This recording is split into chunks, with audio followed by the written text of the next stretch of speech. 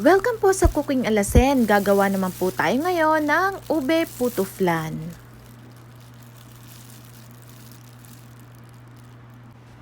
Una ho ninyong ilalagay sa inyong molder ay ang ating flan mixture. 3 ingredients lang ho sa paggawa ng ating flan mixture. 1 can evaporated milk, 1 can condensed milk at 4 na itlog.